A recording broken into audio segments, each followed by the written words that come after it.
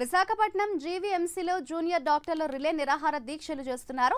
Junior డాక్టర్లకు హోంమంత్రి అనిత సంఘీభావం తెలిపారు.